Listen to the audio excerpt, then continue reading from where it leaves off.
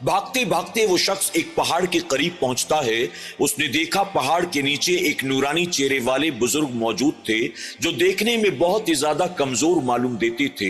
उस शख्स ने उन्हें आवाज देकर कहा, मुझे बचा लीजिए, मुझे बचा लीजिए, मेरी मदद कीजिए, मेरी मदद कीजिए। नूरानी चेहरे वाले बुजुर्ग ने अपने कांपते कमजोर लहजे में कहा, मैं बहुत कमजोर हूं, मैं तुम्हारी मदद नहीं कर सकता। तुम एक काम करो, तुम पहाड़ी के ऊपर चले जाओ, हो सकता है कि वहां कोई ऐसा मौजूद हो जो तुम्हारी मदद कर सके। वो शख्स जैसे ही ये सुनता है फौरन पहाड़ के ऊपर दौड़ना शुरू कर देता है। जब दौड़ते दौड़ते वो पहाड़ की चोटी पर पहुंचता है, चारों तरफ नजर दौड़ा कर देखता है, उसे कोई भी नजर नहीं आता। पीछे से सांप तेजी के साथ उसकी तरफ बढ़ता चला आ रहा था। अब उस शख्स ने जब पहाड़ी के नीचे झांक कर देखा, उसे चारों तरफ आग ही आग नजर आती है। उसे कुछ भी समझ में नहीं आ रहा था, अब मैं करूं तो क्या करूं, जाऊं तो कहां जाऊं। एक तरफ ये सांप है और दूसरी तरफ आग ही आग है। नाज़रीन इकराम, आखिर वो शख्स था कौन? वो सांप उसके पीछे क्यों पड़ा हुआ था? और वो नूरानी चेहरे वाले बुजुर्ग कौन थे जिन्होंने उसकी मदद करने से इनकार कर दिया? ये पूरा वाकया क्या है, आइए सुनते हैं। फरमाया गया कि शहर बसरा में एक शख्स रहा करता था जो आदि शराबी था। अपनी जिंदगी का एक एक लम्हा अल्लाह और उसके रसूल की नाफरमानी और गुनाहों में वो गुजार रहा था। हर वक्त वो शराब के नशे में धुत रहता। एक मर्तबा शराब के नशे में वो बसरा के बाजार से गुजर रहा था। उसकी एक नानबाई पर नजर पड़ी। नानबाई के पास एक रोटी मौजूद थी और दो लोग उस एक रोटी के लिए आपस में झगड़ा कर रहे थे। उसने सोचा कि चलो करीब जाकर देखते हैं आखिर सारा मामला क्या है। जब वो नानबाई के करीब जाता है तो वो देखता है नानबाई के पास एक रोटी मौजूद थी और इस एक रोटी की खातिर दो लोग आपस में काफी देर से झगड़ा कर रहे थे। उन दोनों में एक गरीब आदमी था और एक अमीर आदमी था। गरीब आदमी ने नानबाई से रोटी खरीद ली थी, लेकिन अमीर आदमी जब आया तो गरीब आदमी के हाथ से लेकर नानबाई ने वो रोटी अमीर आदमी के हवाले कर दी। गरीब आदमी कह रहा था, मैंने तुम्हें पहले पैसे दिए, मैंने रोटी तुमसे पहले खरीदी थी। मेरे घर में दो छोटी छोटी बेटियां हैं, हम 2 दिन के भूखे हैं। अगर ये रोटी मैंने अपनी बेटियों को न खिलाई तो मेरी बेटियां हो सकता है कि भूख की वजह से या तो बीमार हो जाएं या तो उनमें से किसी का इंतकाल हो जाए। इस रोटी पर मेरा हक है, ये रोटी मैं लेकर जाऊंगा। और वो अमीर आदमी कह रहा था, रोटी की जो कीमत है मैंने दुगना पैसे तुम्हें दिए हैं, ये रोटी मैं लेकर जाऊंगा। और नानबाई भी खुशी खुशी वो रोटी उस अमीर आदमी को देने के लिए तैयार था। अल्लाह अकबर। उस शराबी ने नानबाई को समझाते हुए कहा, ये गरीब आदमी रोटी का ज्यादा हकदार है कि इसके घर में इसकी बेटियां भूखी हैं, ये रोटी इसको दे दे। नानबाई कहता है, मैं इस अमीर आदमी को रोटी दूंगा क्योंकि इसने मुझको दुगना कीमत दी है। उस शराबी ने उसे बार बार समझाने की कोशिश की, लेकिन जब वो न माना तो आखिरकार शराबी ने अपने जेब में हाथ डाला और 4 गुना कीमत निकालकर नानबाई के हाथ पर रखते भी कहा, रोटी की जो कीमत है ले, मैं तुझे 4 गुना पैसे देता हूं, अब ये रोटी तो इस गरीब आदमी के हवाले कर दे। आखिरकार नानबाई ने अमीर आदमी के हाथ से रोटी ली और लेकर गरीब आदमी के हवाले कर दिया। गरीब आदमी ने उस शराबी का शुक्रिया अदा किया। वो गरीब आदमी जब रोटी लेकर अपने घर की तरफ चल पड़ा तो शराबी आगे बढ़कर उससे कहता है, मेरा एक काम कर देना, आज जब तुम्हारी बेटियां ये रोटी खाने लगे अपनी बेटियों से बस इतना कह देना कि वो मेरे हक में अल्लाह की बारगाह में दुआ कर दें कि अल्लाह तबारक व तआला मेरे तमाम तर गुनाहों को माफ फरमा दे, अल्लाह मुझे जहन्नम की आग से बचा ले, अल्लाह मुझे सच्ची तौबा की तौफीक अता कर दे। गरीब आदमी ने वादा किया, मैं अपनी बेटियों से तुम्हारे हक में जरूर दुआ कराऊंगा। इसके बाद रोटी लेकर खुशी खुशी वो अपने घर की तरफ रवाना हो गया। इसके बाद वो शख्स कहता है, मैंने अपनी जिंदगी यूं ही गुनाहों और बुराइयों में गुजारनी शुरू कर दी। मैं शराब पीता रहा, अल्लाह की नाफरमानी करता रहा। एक दिन जब शराब के नशे में मैं एक रास्ते से गुजर रहा था, अचानक मेरी नजर एक छोटी सी बच्ची पर पड़ती है। उसके चेहरे को देखते ही मानो मेरे दिल की दुनिया में एक इनकलाब पैदा हो गया।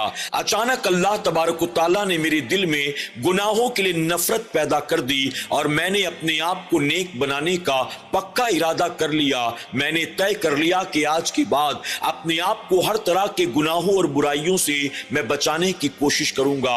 اب میں نے شادی کر لی۔ شادی کے کچھ عرصے کے بعد اللہ رب العزت نے اولاد کی شکل میں مجھے ایک خوبصورت بیٹی عطا کی۔ میں نے حضور اکرم صلی اللہ علیہ وسلم کی نسبت کی بنیاد اپنی بیٹی کا نام فاطمہ رکھا۔ میں اپنی بیٹی سے بے پناہ محبت کرتا تھا، ہر وقت اپنی بیٹی کو اپنے گود میں اٹھائے رکھتا، اپنے کاندھے پر لیے لیے اسے گھماتا پھراتا۔ میری بیٹی اب میرا چین و سکون و قرار بن چکی تھی۔ میری بیٹی دھیرے دھیرے پروان چڑھ رہی تھی۔ میں تمام تر گناہوں اور برائیوں سے توبہ کر چکا تھا، لیکن عادی شرابی تھا۔ کبھی کبھی میں شراب پی لیا کرتا تھا۔ جب میری بچی کی عمر 5 سال کی تھی، میری بیٹی میری گود میں بیٹھی ہوئی تھی اور میں اپنی خاطر شراب کا پیالہ تیار کر رہا تھا۔ وہ شخص کہتا ہے کہ میں نے شراب کے پیالے کو اٹھایا، ان قریب تھا کہ اپنے ہونٹوں سے لگاتا اور شراب کے گھونٹ کو حلق کے نیچے اتارتا۔ میری بیٹی نے زوردار ہاتھ شراب کے پیالے پر مارا، یہاں تک کہ شراب میرے کپڑوں پر گری اور پیالہ زمین پر گر کر ٹوٹ گیا۔ وہ شخص کہتا ہے کہ بیٹی کی اس حرکت پر مجھے بہت غصہ آیا، لیکن میں نے اپنے آپ پر کنٹرول کیا اور میں نے سوچا کہ اگر میری بیٹی کی جگہ کوئی اور ہوتا تو میں اسے ضرور اس کا جواب دیتا، لیکن چونکہ میں اپنی بیٹی سے بے پناہ محبت کرتا تھا، اس لیے میں نے اپنی بیٹی کو اف تک نہ کہا، بلکہ اپنے کپڑوں کو میں نے صاف کیا، زمین پر گری ہوئی شراب کو میں نے صاف کیا، اور اس دن کے بعد میں نے یہ ارادہ کر لیا اپنی بیٹی کے سامنے اب میں شراب نہیں پیوں گا۔ وقت گزرتا رہا۔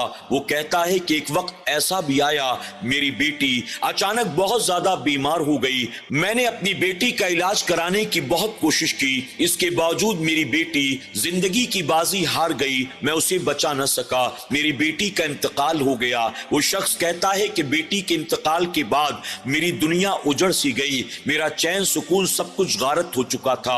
اس وقت میں نے پھر سے شراب پینی شروع کر دی اور جیسے پہلے شراب پیتا تھا اسی طرح میں نے دوبارہ شراب کی عادت بنا لی، ہر وقت شراب کے نشے میں دھت رہتا تھا۔ ایک رات اپنے گھر آیا، شراب کے نشے میں دھت بستر پر آ کر پڑا، ابھی آنکھ کا بند کرنا تھا کہ میں نے دیکھا ایک چٹیل میدان ہے، اس چٹیل میدان میں چاروں طرف لوگ دائیں بائیں دوڑتے بھاگتے نظر آتے ہیں۔ وہ شخص کہتا ہے کہ انہی لوگوں کے درمیان میں بھی موجود تھا، مجھے کچھ بھی سمجھ میں نہیں آ رہا تھا، آخر یہ کیسا میدان ہے، یہ کون لوگ ہیں، یہ یہاں وہاں کیوں بھاگتے ہیں۔ وہ شخص کہتا ہے کہ جب تمام لوگوں کو میں نے چاروں طرف دوڑتا بھاگتا دیکھا تو میں خود بھی بھاگنا شروع کر دیتا ہوں۔ کافی دور تک دوڑنے کے بعد جب میں تھک گیا، میں بیٹھا آرام کرنے کے لیے، اچانک میری نظر پڑی کہ میرے پیچھے پیچھے ایک بہت بڑا کالے رنگ کا سانپ میرا پیچھا کرتا ہوا چلا آ رہا تھا۔ آن قریب تھا کہ وہ سانپ مجھے آ کر ڈس لیتا، میں پھر وہاں سے اٹھ کر دوڑنا شروع کر دیتا ہوں۔ اب کچھ دور دوڑنے کے بعد جب میں پلٹ کر پیچھے دیکھتا ہوں، وہ سانپ مجھے اپنے پیچھے آتا ہوا نظر آتا ہے۔ میں پوری طرح سے تھک چکا تھا، مجھے کچھ بھی سمجھ میں نہیں آ رہا تھا، آخر یہ سارا معاملہ کیا ہے۔ میں بھاگتے بھاگتے ایک پہاڑی کے قریب پہنچتا ہوں۔ میں نے دیکھا پہاڑی کے قریب ایک نورانی چہرے والے بزرگ موجود تھے، جن کا چہرہ تو بہت خوبصورت تھا لیکن جسم بہت زیادہ کمزور تھا۔ نورانی چہرے والے بزرگ کو دیکھتے ہی میں نے انہیں آواز دی، مجھے بچا لیجئے، مجھے بچا لیجئے، میری مدد کیجئے، میری مدد کیجئے، یہ سانپ مجھے مارنا چاہتا ہے، آپ مجھے بچا لیجئے۔ نورانی چہرے والے بزرگ نے جب میری بات کو سنا، وہ کانپتے ہوئے کمزور لہجے میں کہتے ہیں، میں بہت کمزور ہو چکا ہوں، میں تمہاری مدد نہیں کر سکتا، تم ایک کام کرو، اس پہاڑ کی چوٹی پر چلے جاؤ، ہو سکتا ہے کہ وہاں ایسا کوئی موجود ہو جو تمہاری مدد کر سکے۔ وہ شخص کہتا ہے، بزرگ کی باتوں کو سنتے ہی فوراً میں پہاڑی کی طرف دوڑنا شروع کر دیتا ہوں، بھاگتے بھاگتے پہاڑ کی چوٹی پر پہنچ جاتا ہوں۔ اب اوپر جانے کے بعد میں نے چاروں طرف نظر دوڑائی، مجھے کوئی نظر نہیں آتا۔ میں نے پلٹ کر سانپ کی طرف دیکھا، وہ بھی پوری تیزی کے ساتھ میری طرف بڑھا چلا آ رہا تھا۔ میں نے پہاڑی سے نیچے नीचे झांक कर देखा, दूसरी तरफ मुझे खाई नजर आती है जिसमें हर तरफ आग ही आग जल रही थी। अब मैं परेशान था कि करूं तो क्या करूं। एक तरफ ये काले रंग का सांप है और एक तरफ ये आग है। अगर आगे बढ़ता हूं तो आग में गिर जाऊंगा, पीछे हटता हूं तो ये सांप मुझे डस लेगा। वो शख्स कहता है, जैसे तैसे सांप को चकमा देकर बचता बचाता मैं दोबारा नूरानी चेहरे वाले बुजुर्ग के पास वापस आता हूं। आकर कहता हूं कि पहाड़ के ऊपर तो कोई भी ऐसा नहीं जो मेरी मदद कर सके, आप मेरी मदद करें, आप मुझे बचा लें। इस पर वो नूरानी चेहरे वाले बुजुर्ग दोबारा यही कहते हैं, मैं बहुत कमजोर हो गया हूं, मैं तुम्हारी कोई मदद नहीं कर सकता। एक काम करो, तुम दोबारा पहाड़ की चोटी पर चले जाओ, हो सकता है कि वहां अब कोई ऐसा मौजूद हो जो तुम्हारी मदद कर सके। वो शख्स कहता है, मुझे कुछ भी सुझाई नहीं दे रहा था। अगली बार फिर उनकी बात सुनते ही मैं पहाड़ की तरफ दौड़ पड़ता हूं। अब दोबारा जब पहाड़ की चोटी पर पहुंचता हूं तो देखकर हैरान रह जाता हूं। मुझे पहाड़ के ऊपर चारों तरफ छोटे छोटे बच्चे नजर आते हैं। वो खेल रहे थे, दौड़ भाग रहे थे। उन बच्चों को देखते ही मैं हैरान रह गया। अभी कुछ देर पहले तो यहाँ कुछ भी नहीं था, अब आखिर ये बच्चे कहां से आ गए। अचानक कोई कहने वाला कह रहा था, फातिमा आगे बढ़ो, फातिमा आगे बढ़ो, बढ़कर इसको बचाती क्यों नहीं हो।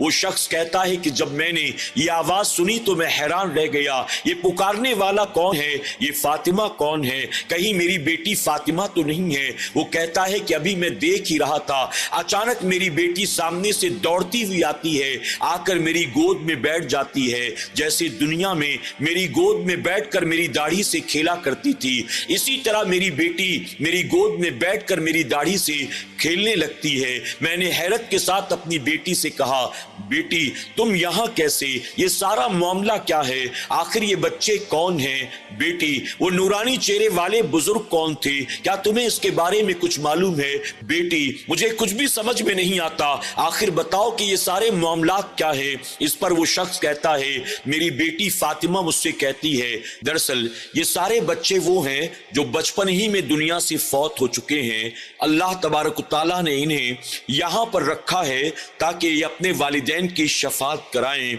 और साथ ही साथ वो काले रंग का सांप जो आपके पीछे आपको काटने के लिए दौड़ा चला रहा था वो कुछ और नहीं है। आपने जिंदगी भर जो गुनाह किए हैं ये वही सारे गुनाह हैं जो आपको हलाक करना चाहते हैं, आपको जहन्नम में ढकेल देना चाहते हैं। इसके बाद वो शख्स कहता है, वो नूरानी चेहरे वाले बुजुर्ग कौन थे जो मेरी मदद करने को तैयार न हुए। इस पर फातिमा कहती है, वो नूरानी चेहरे वाले बुजुर्ग कोई और नहीं बल्कि आपकी नेकियां थी। चूंकि आपने नेकियां बहुत कम कर रखी हैं, आपकी नेकियां इतनी कमजोर हैं कि कयामत में आप उनसे कोई फायदा हासिल नहीं कर सकते। आपकी नेकियां मैदान कयामत में आपके कोई काम नहीं आएंगी। अलबत्ता आप अपने गुनाहों से तौबा करें ताकि आप ज्यादा से ज्यादा नेकियां करके सामान आखिरत इकट्ठा कर सकें, अपने आप को मैदान कयामत के लिए तैयार कर सकें, अल्लाह की बारगाह में हिसाब किताब के लिए अपने आप को तैयार कर सकें। वो शख्स कहता है, अपनी बेटी फातिमा की जबान से ये बातें सुनना था, अचानक मेरी आंख खुल जाती है। आंख खुली तो मैंने देखा कि मैं तो अपने घर के बिस्तर पर लेटा हुआ हूँ। ये सारी चीजें अल्लाह तबारक व तआला ने मुझे ख्वाब में दिखाई थी। वो शख्स कहता है, इस ख्वाब को देखने के बाद मैंने अपने रब की बारगाह में सच्चे दिल से तौबा कर ली। मैंने जिंदगी में कभी भी कोई गुनाह न करने का पक्का इरादा कर लिया। मैंने शराब से तौबा कर ली, मैं नमाज का पाबंद बन गया। अल्लाह तबारक व तआला ने मुझ पर अपना फजल करम फरमाया, अल्लाह ने मुझे नेकियों की तौफीक अता की। नाज़रीन इकराम, आप जानते हैं कि वो शख्स जो एक वक्त आदि शराबी हुआ करता था, जो शराब के नशे में अपने घर के बिस्तर पर पड़ा रहता था, जब उसने अल्लाह की बारगाह में सच्चे दिल से तौबा की तो अल्लाह तबारक व तआला ने उसे कितना मकाम बुलंद अता किया।